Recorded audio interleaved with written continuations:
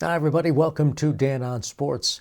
Well, a sad baseball note, the passing of Bill Mazeroski at the age of 89 on Friday, 1960 World Series hero. Hits the walk-off home run, bottom of the ninth, Game 7, to give the Pirates the 10-9 victory and the World Championship over the New York Yankees, who have won so many World Series.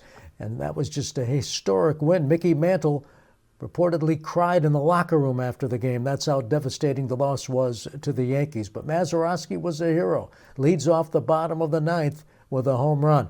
I had recently done a newsletter about Game 7 of the 1960 World Series, which had so many facets to it, including the fact no one struck out in that game on either team. Think about that.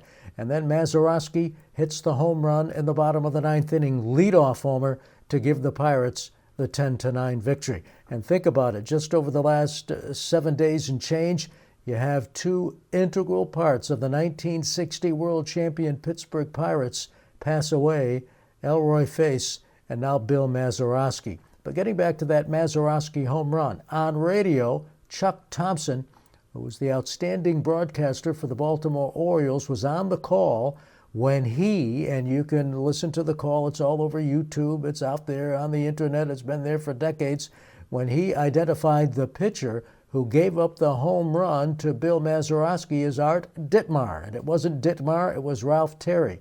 But to Thompson's credit, years ago, when a commercial was done that included that home run call, they asked Thompson if they wanted to either dub over the fact Terry was the pitcher or not.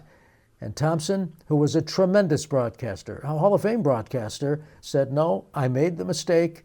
And so they went forth with the commercial, including Thompson's call that it was Art Ditmar, the pitcher. And when you hear that call, you also hear Thompson give the wrong score, initially saying Mazeroski hit the homer, the Pirates win 10-0, and then further down in his commentary, he says the Pirates win the game 10-9. But, you know, we all make mistakes. And Thompson was not only man enough to own up to it, but also said to the advertiser, go ahead and use it. But Mazeroski hits the home run. Another note, the voice of the Pittsburgh Pirates, Bob Prince, was downstairs in the locker room because back then, the broadcasters for the World Series on television were the principal broadcasters for each team. Mel Allen for the Yankees, Bob Prince for the Pirates, and they would alternate. One broadcaster would do the first 4.5, the next broadcaster would do the second 4.5. Well, it was Allen's turn to be on television to call the play-by-play. They didn't have color commentators back then, analysts, they didn't have any of that. It was Allen's turn on the play-by-play, and I linked to the call in the newsletter, made a great call on the Mazeroski homer.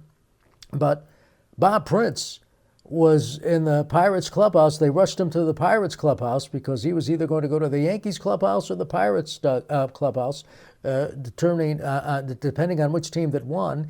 He goes into the Pirates clubhouse not knowing that Mazeroski had hit the home run. He just knew something big had happened, but he didn't see the homer, didn't know Mazeroski was the hero, yet conducted a tremendous interview. That's also on YouTube as well. But to Bill Mazeroski, one of the all-time greats, great Pittsburgh Pirates second baseman, he will live in Pittsburgh Pirates lore forever. May he rest in peace. Bill Mazeroski dead at the age of 89. That's going to do it for Dan on Sports. Thanks for watching. Thanks for listening. Thank you for subscribing to my newsletter. And as always, be safe. See you later.